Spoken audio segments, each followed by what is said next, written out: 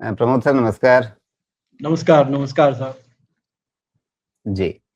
अ, आप अच्छे समय पर जुड़ गए और इस समय जो कुछ खबरें आ रही हैं खाड़ी क्षेत्र से आश्वस्त करने वाली तो नहीं है और शायद आश्वस्त खुद ट्रंप भी नहीं होंगे। ईरान में जो लीडरशिप है वो तो खैर क्या ही आश्वस्त इसमें होगी और बाकी दुनिया भी कहीं भी किसी तरह से आश्वस्त नहीं है।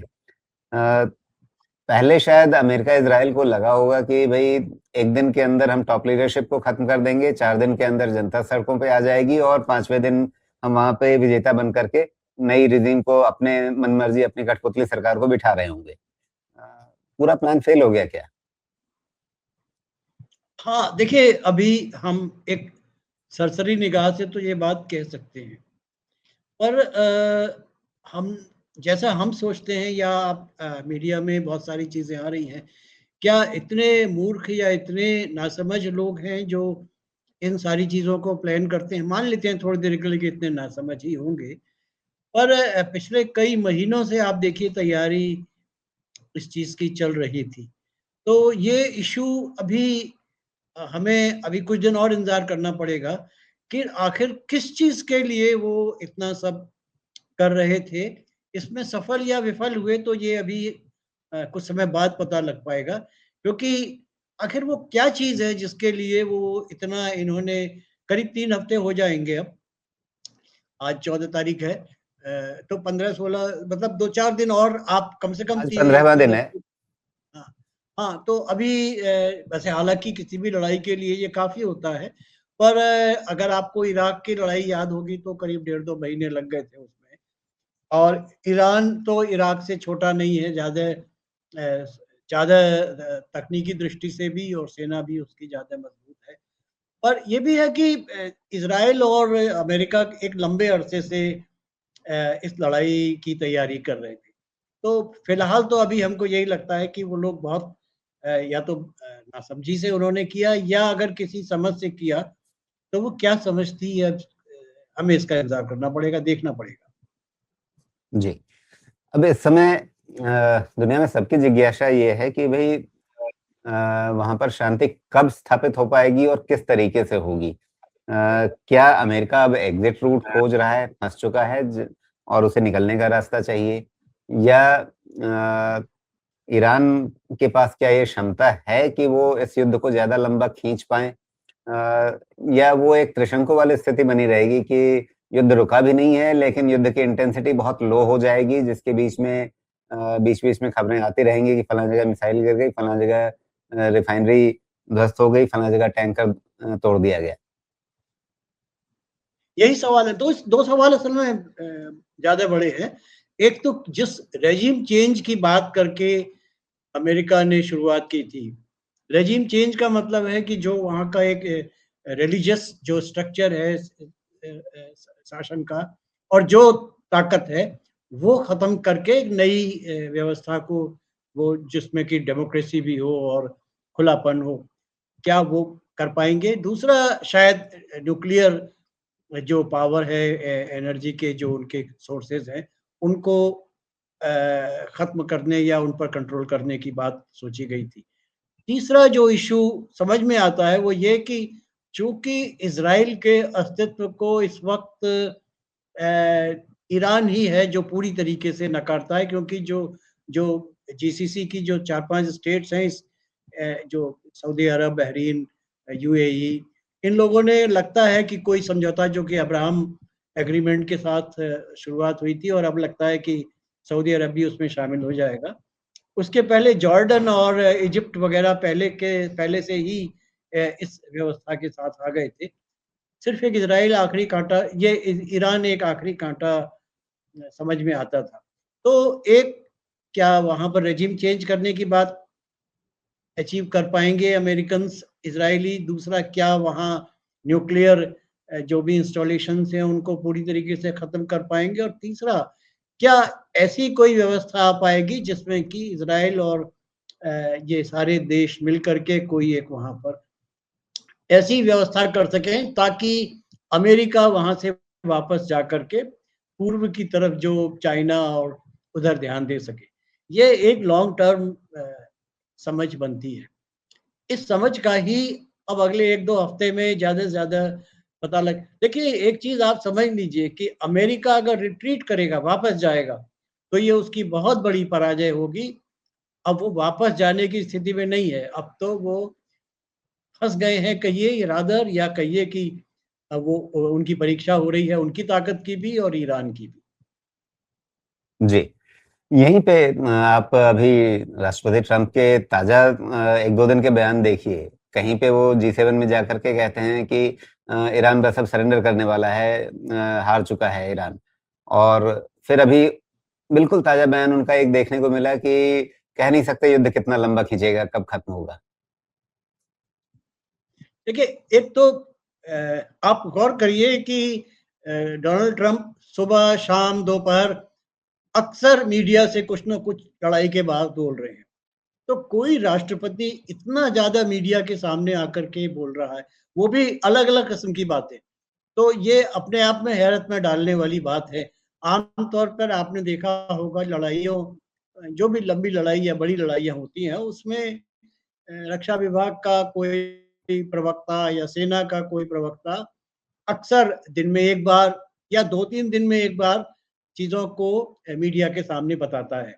तो एक तो ये लगता है कि जो डोनाल्ड ट्रंप हैं, वो चीज़ों को भ्रम में बनाए रखना चाहते हैं और वो वैसे ही कुछ अफ़वाहों का या कुछ गलतफ़हमियों का या कहिए कि संशय में डालने की बातें करते हैं।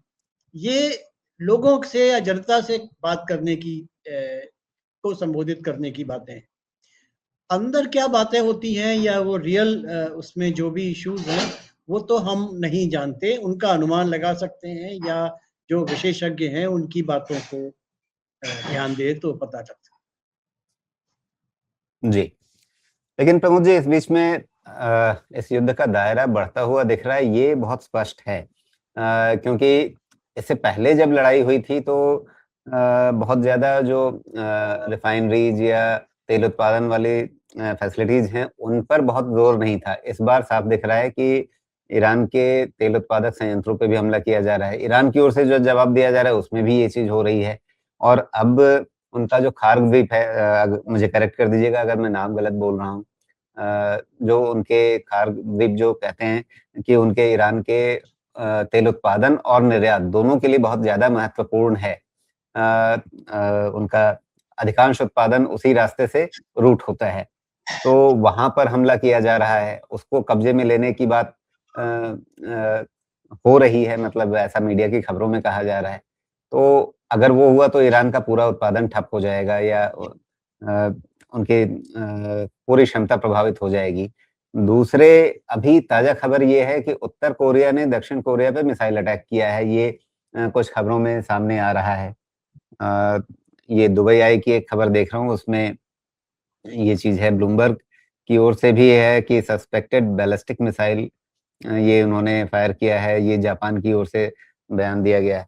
तो अब खुद गल्फ क्षेत्र के अंदर और उसके बाहर भी दूसरे देश भी अब अलग-अलग मोर्चे खोल रहे हैं। ये सीधे तौर पे युद्ध का विस्तार है।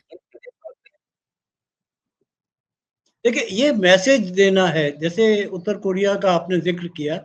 उत्तर कोरिया अक्सर आपने देखा होगा कुछ ऐसे मिसाइल्स के परीक्षण या छोड़ता है जो या तो जापान के ऊपर से गुज़रते हैं या दक्षिण कोरिया के ऊपर से गुज़रते हैं। तो वो एक अपनी प्रेज़ेंस ज़ाहिर करना भी और उत्तर कोरिया कोई अकेला देश नहीं है, आमतौर पर वो चीन के प्रभाव वाला देश माना जाता है। तो ये एक प्रकार का एक मैसेजिंग है कि हम भी हैं और प्रेशर हमारा भी हो सकता है। अब ये जो भी प्रेशर है या जो भी संदेश है, वो तो ईरान की तरफ से या अमेरिका को दबाव में लेने की खातिर ही हो सकता है। बाकी जो बात आपने जो इकोनॉमिक इश्यूज़ यानी प्रोडक्शन से जुड़े हुए एक ऑयल के और ऑयल के डिस्ट्रीब्यूशन से जुड़ी हुई जो बातें हैं, वो रियल इश्यूज़ हैं क्योंकि इकोनॉमी आखिरकार जो ट्रंप की अभी तक की जो गतिविधियाँ थी, वो इकोनॉमिक सेंट्रिक थी। अभी तक वॉर से वो बचने और ये कह बार-बार ये बात कह रहे थे कि मैं शांति की स्थापना करना चाहता हूँ, युद्ध में नहीं रो मैं नोबेल पुरस्कार लेना चाहता हूँ और वो जी। व्यक्ति अचानक लड़ाई में कूद पड़ा और लड़ाई को इस वक्त अपना हथियार बना करके चल रहा है, जबकि उम्मीद तो यही थी कि वो आर्थिक मसलों पर ही अपना ध्यान केंद्रित करेंगे। वो टैरिफ वगैरह हम लोग इस वक्त थोड़ी देर के लिए पीछे चला गया है। तो जी, चूंकि ऑयल की, एनर्जी की एक बहुत बड़ी सबसे बड़ी जो इस वक्त अमेरिका के सामने भी दिक्कत है, और आपने जिस वक्त देखा उन्होंने वेनेजुएला पर वो किया था, उनके राष्ट्रपति मादुरो को उठाकर ले गए थे, तो उस वक्त उन्होंने ईरान का जिक्र किया था। वो चाहते थे, देखिए वेनेजुएला का जो ऑयल है वो शायद थोड़ा सा डिफरेंट है, और उसको ऑयल को कन्वर्ट करने के लिए, क्योंकि जो अमेरिकन ऑयल है वो शेल का ऑयल है, तो ये जो वेनेजुएला के ऑयल को शायद टेक्निकल टेक्नोलॉजी जो भी चाहिए उसको जी, रिफाइन करने के लिए, उसमें अमेरिका को अभी मदद चाहिए, या कुछ ऐसे चीज़ें चाहिए जो ईरान से उपलब्ध हो सकती हैं, या सऊदी अरब को अपना कारोबार ठीक से चलाए रखने के लिए ऐसी स्थिति चाहिए जहां पर ईरान के साथ, क्योंकि ईरान ने हाल के वर्षों में आपने देखा हूती जो उनके जो यमन में एक्टिव लोग हैं, वो सऊदी अरब के ऊपर हमले बोल रहे थे, ड्रोन फेंक करके या मिसाइल फेंक करके। कुछ साल जी, पहले तो उन्होंने आरामको की जो एक रिफाइनरी पर भी अटैक किया था। तो ये सब चीज़ें इनसिक्योरिटी पैदा कर रही थी इस इलाके में।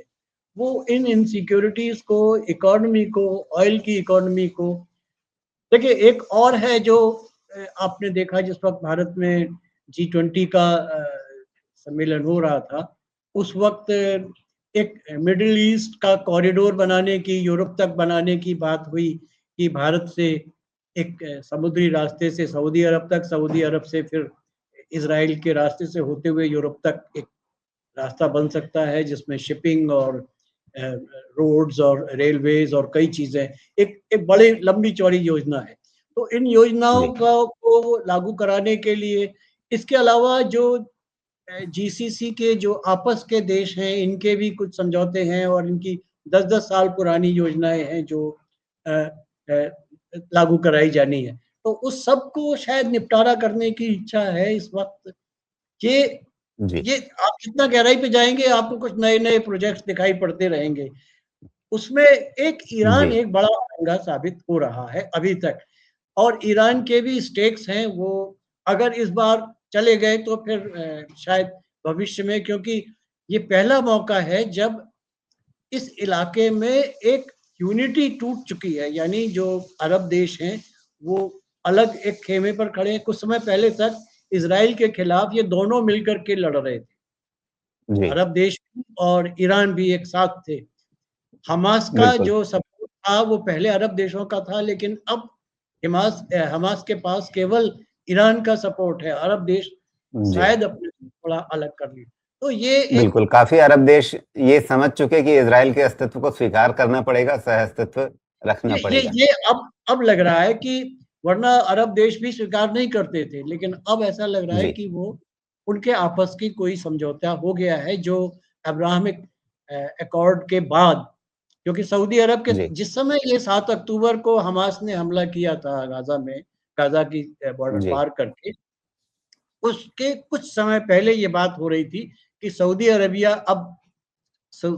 का अब इजराइल का साथ समझौता बिल्कुल। होगा, और कोई एक बड़ा समझौता होने जा रहा है। देखिए इस कॉन्स्पिरेसी बार थ्योरीज़ भी कहती जब हैं कि हमारे हमारे प्रधानमंत्री नरेंद्र मोदी जिस वक्त इजराइल गए थे, तो जाने के ठीक पहले हमारे देश में एक अरब विदेश मंत्रियों का एक सम्मेलन हुआ था। लगता ये है कि ये सहमतियां कहीं ना कहीं बनी थी, जिसमें भारत शामिल ना भी रहा हो, लेकिन भारत के जी, स्टेक्स तो हैं उस इलाके बिल्कुल। अब कॉन्स्पिरेसी थ्योरीज़ तो ये भी कहती हैं कि जो हमास का हमला हुआ था इज़राइल पे आतंकवादी हमला, वो इसी अकॉर्ड को रोकने के लिए किया गया था। में। हाँ, ये अब उसमें कॉन्स्पिरेसी कितनी सच्चाई है? ये करीब करीब सही बात है। उस अकॉर्ड को जी, उसको कम से कम 2 साल 3 साल आगे तो कर ही लिया है। ये बिल्कुल। ये तो ये मैं 22 साल करीब हो गए। तो उसको जी, उस अकॉर्ड को, वरना अकॉर्ड हो गया। जी। अ, बिल्कुल, सोमेश आप कुछ समझना चाहेंगे प्रमोद जी से? नहीं, उन्होंने काफ़ी डिटेल में बताया और अभी कन्फ्यूज़न इतना ज़्यादा है कि मेरे दिमाग में जो क्वेश्चन्स आ रहे हैं, उस क्वेश्चन के आंसर सही हों या गलत हैं, वो और कन्फ्यूज़न ही क्लियर कर रहे हैं। इसलिए मैं इस समय यही समझता हूँ कि आराम से जो हो रहा है उसको देखा जाए, वॉच किया जाए। मेरा अंदाज़ा ऐसा ही है, अगर प्रमोद जी इसमें कुछ बोल पाएँ तो। मुझे ऐसा लगता है कि किसी भी वॉर का एक कॉस्ट होता है। अभी अमेरिका घुस चुका है, इज़राइल घुस चुका है, तो अभी तो ये आन-शान वाली बात है। महीना, सवा महीना, लेकिन एक समय के बाद इस वॉर का कॉस्ट उनको याद दिलाएगा कि उनके पास $38 ट्रिलियन का डेट है। और तब जाके शायद कहीं ऐसा ना हो कि फिर जैसे भी बड़ी लड़ाई, एक छोटी-सी टेरिटोरियल वॉर जैसे रशिया-यूक्रेन चल रहा है 4 साल से, किसी को पता भी नहीं है, याद भी नहीं है। तो मुझे लगता है कि शायद एक समय के बाद वही होगा, बिकॉज़ वॉर का बहुत हेवी कॉस्ट होता है। आई थिंक पहले 6 दिनों में ही उनका कुछ $10 बिलियन का खर्च। तो ये कहाँ से आएगा और कितना हर्ट करेंगे लोगों को? तो मुझे आप अगर इस पे कुछ बताना चाहें तो? देखिए, एक तो ये ना, जो आज की जो व्यवस्था है दुनिया की, ये सेकंड वर्ल्ड वॉर के बाद जिसने अपनी शक्ल ली है, जैसे यूनाइटेड नेशंस हैं, वर्ल्ड बैंक है, आईएमएफ है, ये सब सेकंड वर्ल्ड वॉर के बाद विकसित हुए हैं और आज तक आए हैं। ऐसा लगता है कि यूक्रेन की लड़ाई या इस लड़ाई या और भी शायद कोई छोटी-मोटी लड़ाइयाँ हो या हो सकती हैं। इनके बाद एक नई विश्व व्यवस्था के बारे में हमें फिर से बात करनी होगी। ख़ास तौर से जो डोनाल्ड ट्रंप ने हाल के दिनों में जो कुछ भी किया है, वो एक सिस्टम को या व्यवस्था को तोड़ने का काम कर दिया है। जो ग्लोबलाइजेशन जिसको हम कह रहे थे, जिसमें कैपिटल का एक पूरे दुनिया में एक आना-जाना आसान बनाया जा रहा था, उसमें भी दिक्कतें पैदा कर दी। जो फ्री मार्केट का कॉन्सेप्ट था, जो जिसको यूएस और या पश्चिमी देश स्वीकार करते थे, उसमें भी पाबंदी लगा दी। एक तरीके से कहिए तो डोनाल्ड ट्रंप जिस इकोनॉमी को लेकर के आ रहे थे, वो तो नेशनलिस्टिक इकोनॉमी थी, जबकि ग्लोबलाइजेशन में पूंजी का अपना एक मतलब था, उसका कोई देश या उसका कोई राष्ट्र नहीं था। तो अब लगता ये है कि इस लड़ाई के बाद भी एक नई व्यवस्था, क्योंकि आप गौर करिए, ये जो सब चल रहा है अभी, एक रूस और चीन बड़े शांति से बैठे हैं। एक, या शांति से ना भी कहिए तो उन्होंने कोई बहुत बड़ा कोई ऐसा कदम नहीं उठाया है जिससे लगे कि वो कुछ हस्तक्षेप करना चाहते हैं। अभी जो यूनाइटेड नेशंस की जो सिक्योरिटी काउंसिल में रिज़ोल्यूशन पास हुआ था, एक ईरान ने जो आसपास के देशों पर हमला किया, उसमें 135 देशों ने समर्थन किया, जिसमें भारत भी शामिल था, भारत स्पॉन्सर भी था उसका। उसके खिलाफ देखिए 5 देश हैं जो पक्की जो परमानेंट सीट है, उसमें से रूस और चीन ने विरोध नहीं किया, उसके खिलाफ वोट नहीं डाला, बल्कि एब्सटेन किया या वोट नहीं डाला। तो इससे लगता ये है कि वो भी अभी कोई बहुत बड़ी दिक्कत पैदा नहीं करना चाहते। व्यावहारिक कारण होंगे, या उनको लगता है कि अभी अंदरूनी जो बैकरूम बातचीत से कुछ चीज़ें हल हो सकती हैं। बैकरूम का हमको ज़्यादा पता होता नहीं है, क्या डील चल रहा है, कहाँ पर चल रहा है। पर बात केवल इतनी सी नहीं है कि ये किसी आयतुल्ला को मार देने की योजना है या कोई ऐसा ही है।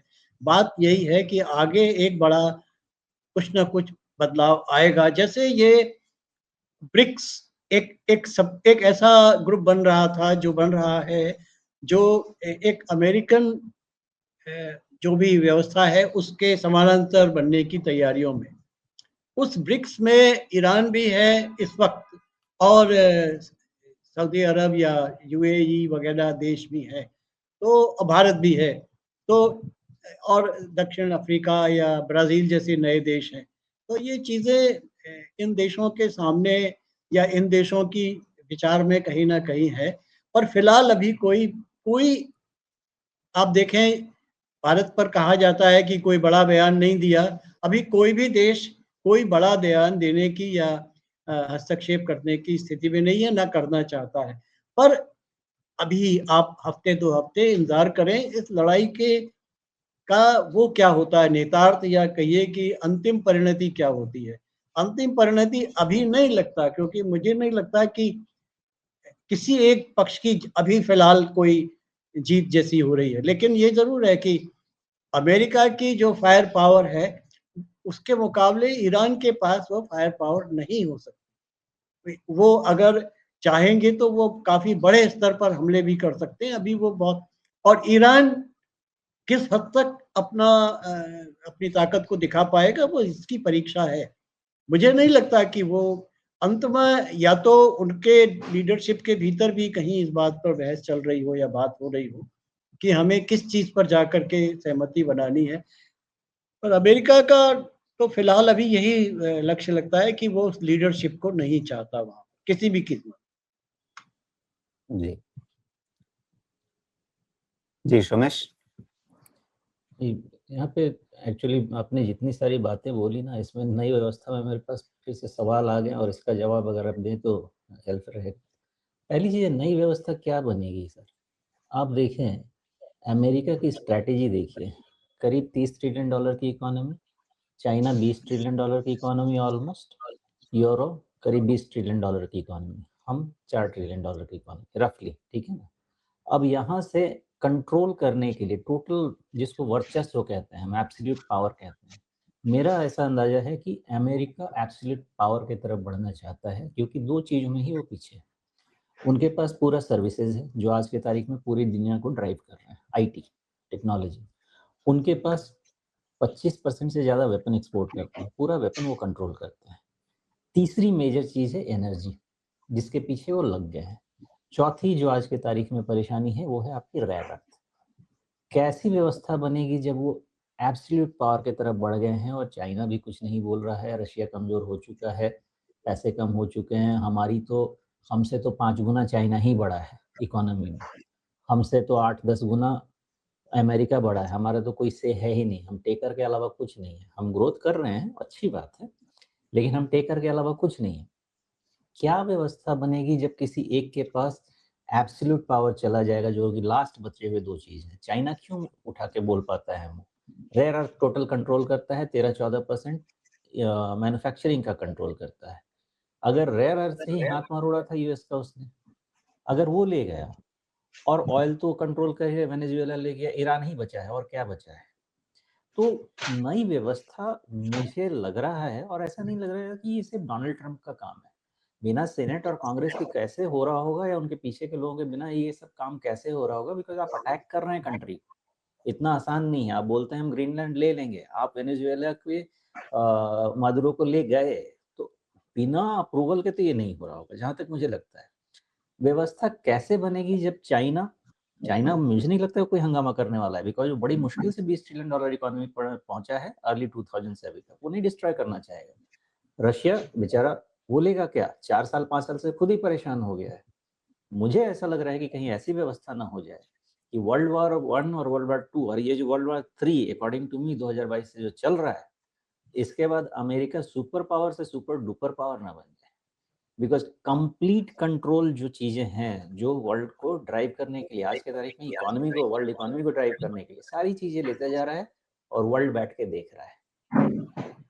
तो मुझे इस चीज़ का ज़्यादा डर है कि पूरा वर्चस्व अमेरिका का है और बढ़ता जा रहा है, और हम कुछ नहीं कर पा रहे हैं। ईरान भी ले लिया, अब मान लेते हैं कि वो जो आइलैंड उन्होंने ले लिया, नाम भूल गया, 90% वहाँ से ईरान का एक्सपोर्ट होता है ऑयल, ऐसा कह रहे हैं।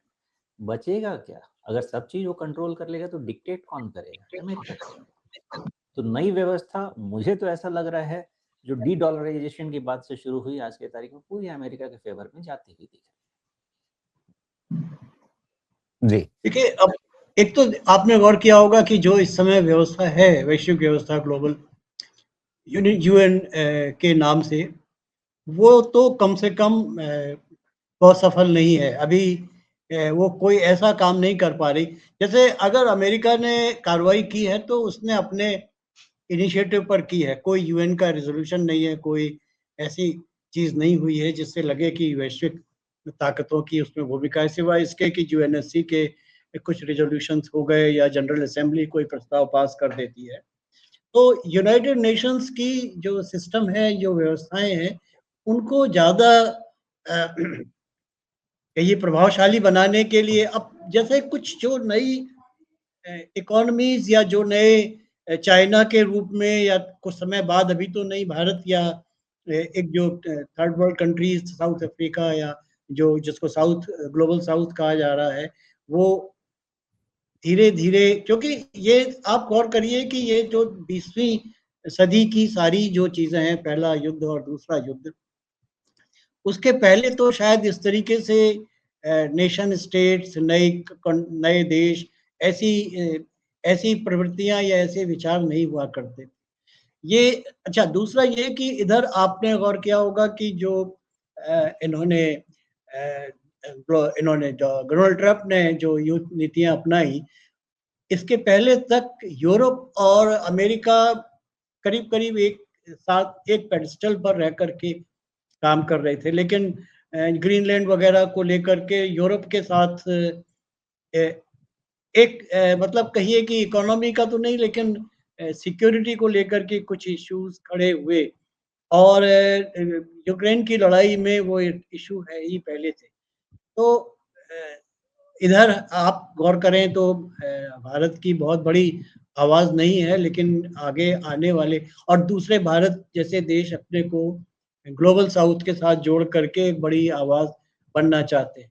तो पॉलिटिकल लेवल पर तो वॉइसेस बहुत ताकतवर हैं भी, अमेरिका के खिलाफ भी हैं, लेकिन इकोनॉमिक लेवल पर, अच्छा, इसके समानांतर डी डॉलराइजेशन या अमेरिकन इकोनॉमी की अपनी परिस्थितियां, क्योंकि अमेरिका जो अभी तक जो भी अमेरिकन इकोनॉमी चलती है, वो कितना भी घाटा होता चला जाए, देखिए अभी भी वहाँ की पार्लियामेंट ने उसको, क्योंकि जैसे ही जो अमेरिकन अर्थव्यवस्था में जितना कर्जा लेते हुए या कहिए कि जो उनके बॉन्ड्स होते हैं उनको बढ़ाते हुए काम करते चले जा रहे हैं, लेकिन ये अनंत काल तक तो नहीं चलेगा।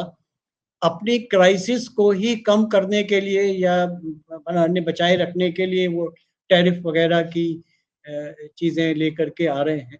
तो अमेरिकन इकोनॉमिक क्राइसिस, ग्लोबल जी। पॉलिटिकल अलाइनमेंट्स, ये इस बात का इशारा करते हैं कि अल्टीमेटली हमें वैश्विक लेवल पर यूनाइटेड नेशंस के जैसा या उसके स्थान पर या उसी के भीतर रहते हुए कुछ नई चीज़ों को शामिल करना होगा। जैसे यूनाइटेड नेशंस को ये जो सिक्योरिटी काउंसिल के रिफॉर्म्स की बात चली रही है, पर वो सिक्योरिटी काउंसिल तो एक सिक्योरिटी से जुड़ा हुआ मसला है। आईएमएफ के जवाब में या वर्ल्ड बैंक के जवाब में भी चाइना की तरफ से, इसमें भारत भी शामिल है, कुछ शुरुआत कर रहे हैं। तो ऐसे चीज़ें होंगी, क्योंकि जो वर्ल्ड बैंक या आईएमएफ है, ये सब अमेरिकन कंट्रोल्ड चीज़ें हैं। इनके तो चीफ भी अपने लोग हुआ करते हैं, जिनके वोट के पावर्स उनकी ज़्यादा है। ये चीज़ें खत्म तो एकदम से नहीं होती, लेकिन इनकी भी समय सीमा आती है। बिल्कुल। तो यहाँ पे फिर प्रमोद जी, अंत में अगर सार संक्षेप इसका किया जाए, तो क्या लग रहा है, यहाँ क्या हम एक लंबे कई साल तक खींचने वाले युद्ध की तरफ बढ़ रहे हैं, जिसकी इंटेंसिटी धीरे धीरे कम हो जाएगी, रूस यूक्रेन युद्ध की तरह से? कुछ ना कुछ वैकल्पिक रास्ते खुल जाएंगे तेल के आने जाने की, और अर्थव्यवस्था कहीं पर एक एलिवेटेड लेवल पे नॉर्मलाइज हो जाएगी? या अगले 1-2 हफ्तों में हमें कुछ ऐसा सुनने को मिल जाएगा कि भाई ईरान का तंत्र बदल गया? थोड़ी देर के लिए मान लिया तंत्र बदल भी गया और अमेरिका का वर्चस्व इस इलाके में इसमें स्थापित हो भी जाए, तब भी हमें ये तो नहीं मान लेना चाहिए कि जो दूसरी चाइना या रूस या भारत, ये ऐसे जो नए देश हैं, इनका इनका अस्तित्व खत्म हो जाएगा या इनकी इच्छाएं नहीं रह जाएंगी। अभी ये जो कंट्राडिक्शंस हैं, जो ग्लोबल कंट्राडिक्शंस हैं, देखिए अल्टीमेटली सारी दुनिया एक ही दिशा में सोचने लगे ऐसा कोई दिन हो तो उससे अच्छा कुछ नहीं हो सकता कि सारे एक जैसे विचार हो जाए, सारा एक किस्म की अर्थव्यवस्थाएँ हो जाए। ऐसा तो अभी नहीं है, तो अंतर्विरोध तो बने रहेंगे फिलहाल। लेकिन अगर मान लिया अमेरिका यहाँ वर्चस्व स्थापित कर देता है, ताकत स्थापित कर देता है अपनी, तो कुछ समय के लिए तो ये चीज़ें दूर होंगी, जी, जिसमें कि ये ईरान की वजह से अड़ंगे लग रहे थे। लेकिन जी, उसके बाद उसके अंदर से शुरू होंगी। अभी तो देखिए जब आप हम गल्फ कंट्रीज़ की बात कर रहे हैं, इनके भीतर कुछ समय पहले ही यूएई और सऊदी अरब के बीच में टकराव और तनाव पैदा हो गया। तो वो फिलहाल रुका हुआ है, कतर के साथ एक समय पर हो गया था। तो अभी फिलहाल चीज़ें, लेकिन अल्टीमेटली तो उनके भीतर से भी कॉन्ट्रडिक्शंस पैदा हो। जी। तो संक्षेप में अगले 2 से 4 हफ्ते के बाद आप किस तरह की तस्वीर देख रहे होंगे खाड़ी क्षेत्र में? मैं तो फिलहाल मुझे तो लगता है कि अभी ये जो यूएस की जो अ, थिंकिंग है, जो जो भी वो लोग योजना से आए हैं, उसको तो वो पूरा करेंगे किसी न किसी तरीके से। या अगर समझौता होगा अगर उनका, तो फिर वो पराजय होगी। अगर समझौता ऐसा होगा जिसमें ये जो रेजिम है, इस रेजिम में भी अगर जैसे आप उनके प्रेसिडेंट पेशकियान और दूसरे जो उनके आयतुल्ला हैं, या जो लारिज़ानी करके जो उनके सुरक्षा सलाहकार हैं, इनमें आप इनके प्रवृत्तियों में फ़र्क देखेंगे। जब पेशकियानी ये पेश जो राष्ट्रपति जीत करके आए थे, उस वक़्त ऐसा लग रहा था कि ये सुधार, चूँकि वहाँ पर सुधार की एक प्रवृत्ति है। ईरान के भीतर ऐसा नहीं है कि पूरा देश, ईरान पूरे इन मुस्लिम कंट्रीज़ में सबसे जागृत और जागरूक नागरिकों का इलाका है। या तो तुर्की में होंगे आपको इस्लामिक कंट्रीज़ में, या ईरान में। तो ईरान के अंदर भी ऐसी प्रवृत्तियाँ हैं जो सुधार या बदलाव चाहती हैं, ह्यूमैनिटेरियन ग्राउंड्स। तो अगर ये ऐसा कोई लीडरशिप को आगे लाने में सफल हो गए, जो इस वर्तमान लीडरशिप से ज़्यादा प्रभावशाली हो और कम कट्टर हो, तब तो समझ में आता है, तभी अमेरिका की जी, विजय मानेंगे। अगर नहीं कर पाए और ये रेजिम बना रहा, तो फिर अमेरिका के लिए पॉलिटिकली और कई और मामलों में आसान नहीं होगा। फिर उनकी जो ग्रीनलैंड और ये सारी बातें, बल्कि उनका टैरिफ-वैरिफ, और फिर उसको देखना पड़ेगा कि अमेरिका की इंटरनल पॉलिटिक्स पर क्या असर होता है, क्योंकि इस साल चुनाव होने जी, हैं, वहाँ का पार्लियामेंट हर 2 साल में वहाँ बनती है, जो हाउस ऑफ रिप्रेजेंटेटिव है, हर 2 साल बाद नई बनती है। तो इस साल अ, आखिर साल के नवंबर-दिसंबर तक चुनाव के परिणाम सामने आ जाएँगे, और सीनेट में 1 तिहाई नए सदस्य आएँगे, और जी, भी चुनाव होते हैं गवर्नर्स वगैरह के। तो अब पॉलिटिकली अपने देश में कितने समर्थ होंगे डोनाल्ड ट्रंप, ये उनकी चुनौती है। पर उनके ऊपर भी बहुत बड़ा प्रेशर है। और अमेरिका में एक नई चीज़ ये है कि अब, क्योंकि ऐसा कहा जाता है कि यहूदियों का बहुत बड़ा प्रभाव है वहाँ की इकोनॉमी पर, वहाँ पर, तो उसको लेकर के भी अब सवाल खड़े होंगे कि इज़राइल की बात को ऐसा माना जा रहा है कि ये इज़राइल का प्रोजेक्ट है जो अभी चलाया जा रहा है। तो फिर वो अमेरिका जी, की, तो मैं सिर्फ़ ये कह रहा हूँ, मेरी समझ इतनी ज़्यादा अच्छी नहीं है कि उन उन सारी पेचीदगियों को या उन जटिलताओं को मैं समझ सकूँ या समझा सकूँ। पर जटिलताएँ पा अमेरिका की पॉलिटिक्स के भीतर भी है, और बहुत बड़ी चुनौती है, आसान नहीं है। वो जो ये बातें कर रहे हैं इस वक़्त जी, डोनाल्ड ट्रंप तमाम तरह की, वो सब उनके उनकी कमज़ोरियों को भी बता रही है। वरना कोई ज़रूरत नहीं थी किसी जी, राष्ट्रपति को सुबह से शाम तक अनावश्यक रूप से बहुत ज़्यादा बोलने की। जी। प्रमोद जी, बहुत धन्यवाद आपका। आपने विस्तार से इन सारी चीज़ों को समझने में मदद की, बहुत सारे पहलुओं पर आपने रोशनी डाली। धन्यवाद।